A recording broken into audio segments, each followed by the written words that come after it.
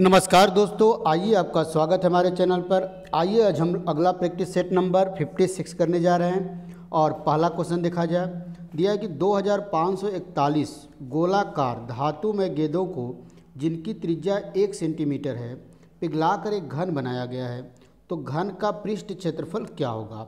तो आप जानते हैं कि किसी भी घन का पृष्ठ क्षेत्रफल होता है 6a², जहाँ पर a क्या है, घन की भुजा। तो सबसे पहला काम हम लोग को घन की भुजा निकालना है। तो आप जानते हैं कि गोले को पिघलाकर घन बनाया गया, तो गोले का आयतन और घन का आयतन बराबर होगा। तो एक गोले का आयतन होता है 4/3 पाई आर क्यू। किसी भी गोले का आयतन होता है 4/3 पाई आर क्यू। तो 4/3 पाई आर क्यू। आर का मतलब त्रिज्या, इसकी त्रिज्या 1 गुना क्यू। एक गोले का आयतन है और गोला है 2541 और ये बराबर होगा घन का आयतन मतलब ए क्यू। अब इसको सॉल्व कर देंगे तो ये हो जाएगा 4/3 और पाई का मतलब 22/7 और 1 का घन करेंगे तो 1 आएगा 2541 बराबर ए क्यू। अब इसको आप काट देंगे, इसको काटेंगे 7 तरीके 21। जब इसको आप भाग देंगे यहाँ पर 7 तरीके 21 तो ये कट जाएगा 121 बार में। तो अब देखिए यहाँ पर 4 का मतलब होगा 2 गुणे 2, 2 गुणे 2 और 22 का मतलब होगा 11 गुणे 22 मतलब 2 गुणे 11 और ये 21 का मतलब 11 गुणे 11 बराबर ए क्यू। तो ए बराबर क्या होगा, देखिए 2 3 बार है तो इसका घनमूल निकालेंगे तो 2 आएगा और 11 गुणे 11 गुणे 11 का 11, तो ए बराबर आ जाएगा 22। ए बराबर 22 मतलब घन की भुजा की लंबाई 22।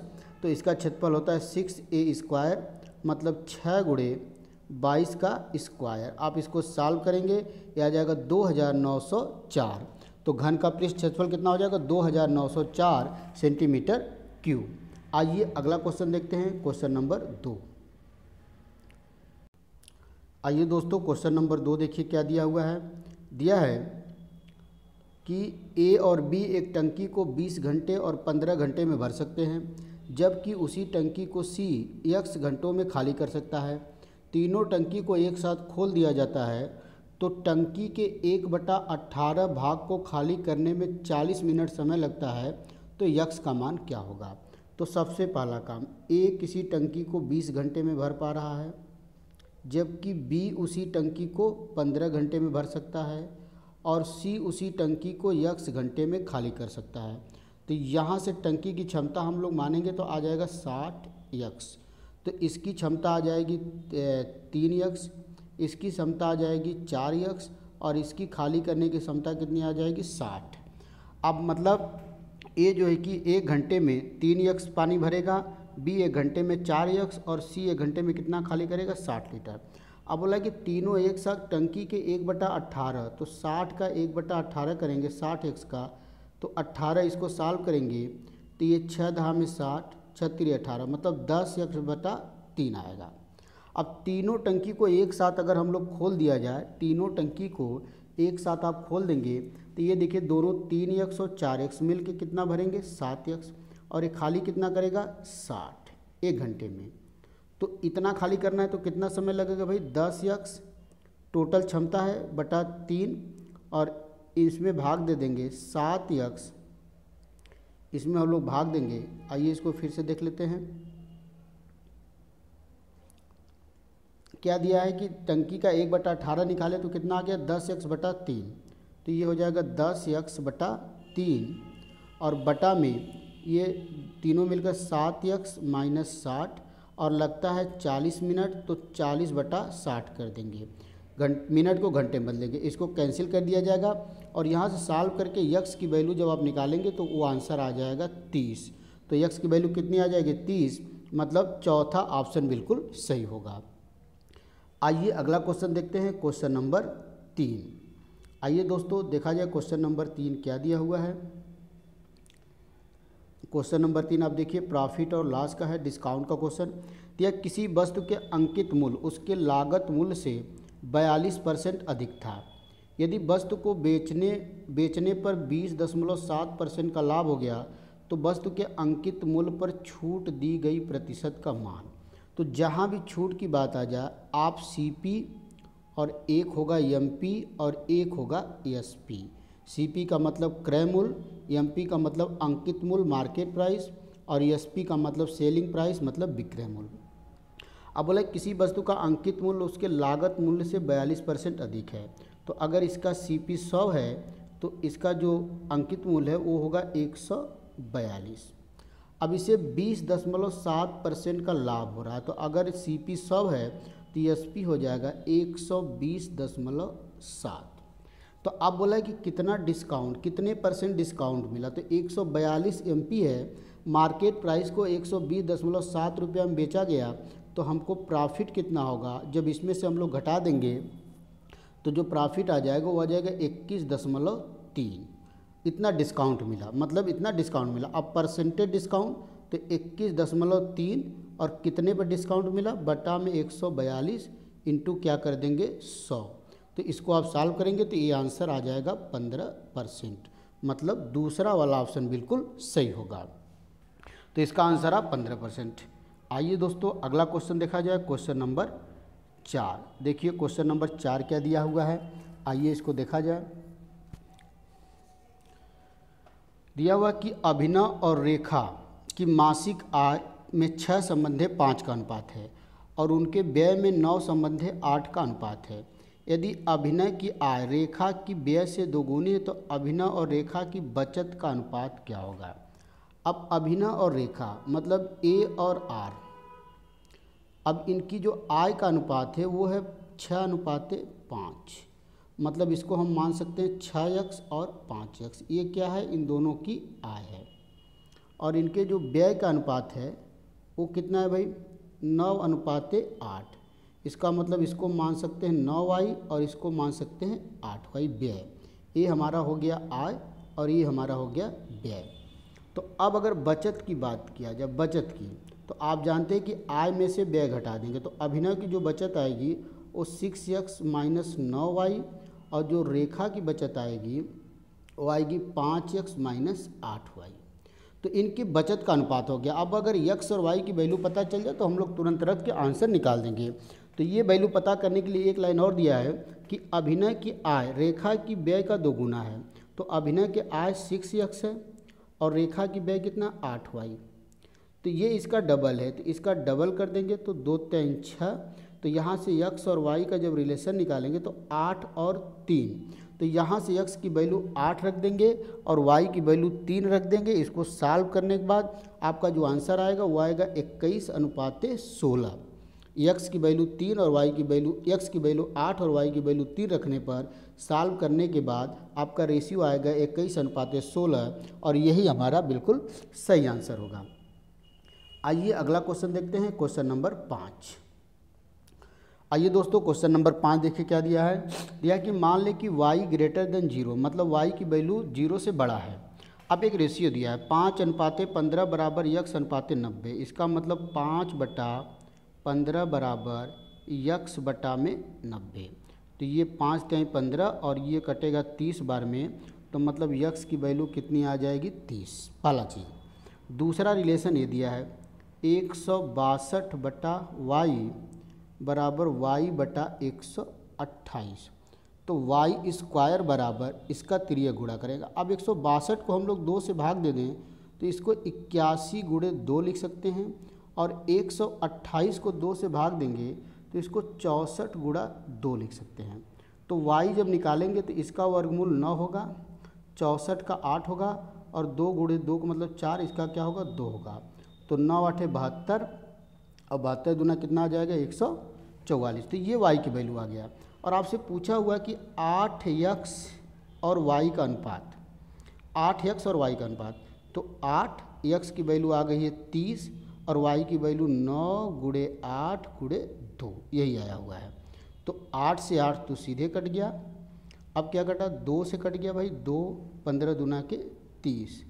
अब 3 से कटेगा, 3 5 15 और 3 3 के 9, तो 3 5 15 और 3 3 के 9, तो आंसर आ गया 5:3, मतलब पहला वाला ऑप्शन बिल्कुल सही होगा। तो इसका मान आ जाएगा 5:3। आइए दोस्तों अगला क्वेश्चन देखा जाए, क्वेश्चन नंबर 6। आइए क्वेश्चन नंबर 6 देखते हैं। ये भी बहुत ही अच्छा क्वेश्चन दिया हुआ है। देखिए क्या दिया है कि किसी वृत्ताकार मैदान का क्षेत्रफल किसी ऐसे त्रिभुजाकार मैदान जिसकी लंबाई 400, 420 और 580 मीटर है के क्षेत्रफल के 73 से 1/3% के लगभग बराबर है, तो वृत्ताकार मैदान की परिधि। तो अब ये जो त्रिभुज दिया हुआ, आप इसको ध्यान से देखें तो ये एक समकोण त्रिभुज की भुजा है। जैसे दिया हुआ आपका 400, 420 और 580। जब इसको रेशियो काटेंगे तो 0 से 0 कटेगा, ये हो जाएगा 20, ये हो जाएगा 21 और 2 दूना के 4, 2 9 18। तो 20, 21 और 29 का एक समकोण त्रिभुज बनता है। अब बस इसी में गुणा करके इसको बढ़ा दिया, तो मतलब ये कैसा त्रिभुज है? समकोण त्रिभुज। तो ये जब समकोण त्रिभुज हो गया तो ये इसकी भुजा होगी 400, ये भुजा होगी 420 और सबसे बड़ी वाली भुजा क्या हो जाएगी? विकर्ण हो जाएगी। तो अब इसका क्षेत्रफल, समकोण त्रिभुज का क्षेत्रफल होता है 1/2 आधार गुणे ऊंचाई, मतलब 200 गुणे 420, 200 नहीं 400। तो ये 2 से कटेगा तो 200 आ जाएगा, गुणा करेंगे 0 0, ये हमारा 420 है, 2 से गुणा करेंगे 4, 2 चौके 8, 84। मतलब ये आ गया हमारा त्रिभुज का क्षेत्रफल। और ये जो वृत्त का क्षेत्रफल है वो इस त्रिभुज के क्षेत्रफल का 73 से ही 1/3% है। तो जब वृत्त का क्षेत्रफल निकालेंगे, मतलब वृत्त का क्षेत्रफल, तो 8400 का 73 से ही 1/3%। तो 73 से ही 1/3% को अगर हम लोग सॉल्व कर लिया जाए तो इसको आप देखिए 73 का जो गुणा करेंगे तो यह आ जाएगा 220/3, 3 3 के 9, 220/3, 220/3 और नीचे हम लोग क्या कर देंगे? 100 कर देंगे।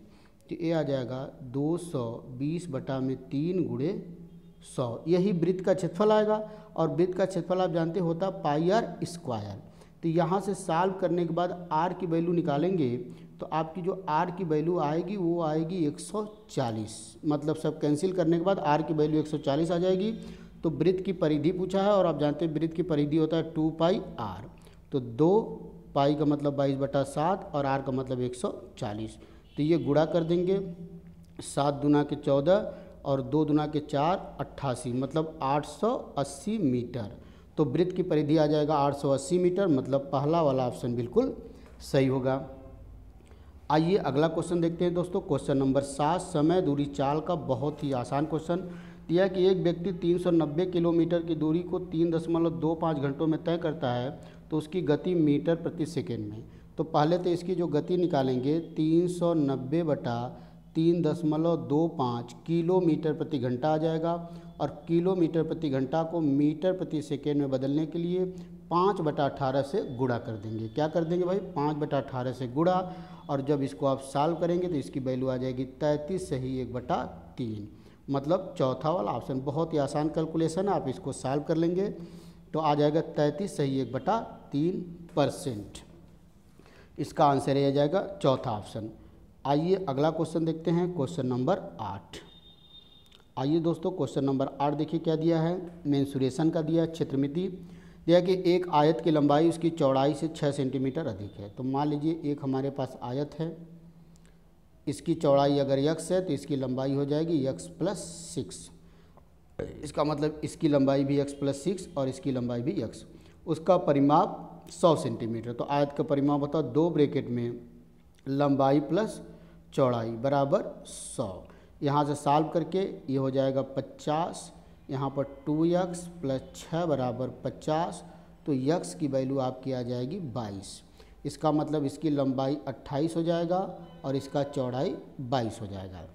अब वृत्त का क्षेत्रफल आयत के क्षेत्रफल के बराबर है। तो आप जानते हैं वृत्त का क्षेत्रफल होता है पाई आर स्क्वायर और आयत का क्षेत्रफल होता है लंबाई गुणे चौड़ाई, मतलब 28 गुणे 22। तो यहाँ से पाई का मान रखेंगे 22/7 इंटू आर स्क्वायर बराबर 28 गुणे 22। तो ये 22 से 22 कटेगा तो आर स्क्वायर बराबर हो जाएगा ये 7 गुणे 28 का मतलब 4 7 28। तो आर बराबर होगा 7 का 7 7 49 वर्गमूल 7 और 4 का 2, मतलब आर की वैल्यू आ गया 14। जब आर की वैल्यू 14 आ गया तो वृत्त की परिधि होता 2 आर, मतलब 2 पाई का मतलब 22/7 और आर का मतलब 14। तो 7 दूना के 14, 22 दूना 44, 44 दूना 88। तो वृत्त की परिधि कितना आ जाएगा भाई 88 सेंटीमीटर, मतलब तीसरा वाला ऑप्शन बिल्कुल करेक्ट होगा, यही आंसर बिल्कुल सही होगा। आइए दोस्तों अगला क्वेश्चन देखते हैं, क्वेश्चन नंबर 9। फिर लाभ और हानि का बहुत ही अच्छा क्वेश्चन, इस कॉन्सेप्ट को आप सीख लीजिए। दिया है कि एक सब्जी विक्रेता ने कुछ आम खरीदा और उसमें से 33 सही 1/3%, और इस 33 से 1/3% का मतलब क्या होगा, 1/3 को 22.5% के लाभ पर, 25% मतलब 1/4 को 25% के लाभ पर, और शेष को जब 1/3 और 1/4 को जोड़ेंगे तो आ जाएगा 12, एलसीएम लेंगे तो 7/12। इसका मतलब 1 - 7/12 करेंगे तो शेष कितना बचेगा, 5/12। और इसको 3% की हानि पर बेच रहा है तो उसका समग्र लाभ या हानि क्या होगा। तो देखिए इस तरह के क्वेश्चन को कैसे करेंगे। जब इस तरह दे देगा 1/3 तो आप लिखेंगे 1/3 को 22%, 22.5 तो 1/3 गुणे 22.5, फिर 1/4 को 25% की हानि तो -25 लिखेंगे, फिर 5/12 को 3% की हानि तो -3 लिख देंगे। बस यही करना है। अब इसको सॉल्व कर देंगे तो ये हो जाएगा 3 × 7 = 21, 3 × 5 = 15, ये बचेगा -25/4 और ये बच जाएगा 300 का तो -5/4, तो ये 7.5 माइनस ये 30/4, 30/4 हो जाएगा। यहाँ पर 4 4 बराबर है तो 25 5 3, ये होगा 30/4, 30/4 का मतलब 15/2 और 15/2 का मतलब 7.5, तो यहाँ भी 7.5 माइनस 7.5, आंसर कितना आ जाएगा 0%। इसका मतलब ना कोई लाभ हुआ ना कोई हानि, तो चौथा वाला ऑप्शन बिल्कुल सही हो जाएगा, ना कोई लाभ ना कोई हानि। आइए दोस्तों अगला क्वेश्चन देखते हैं, क्वेश्चन नंबर 10 चक्रवृद्धि ब्याज का क्वेश्चन बहुत ही अच्छा दिया कि 6.25 चक्रवृद्धि ब्याज की दर से 3 वर्ष में इतना रुपया की राशि देना है, तो आज का मान मतलब आपको मूलधन का मान बताना है। तो आप जानते हैं भाई A बराबर होता है P ब्रैकेट में 1 + R/100⁴n।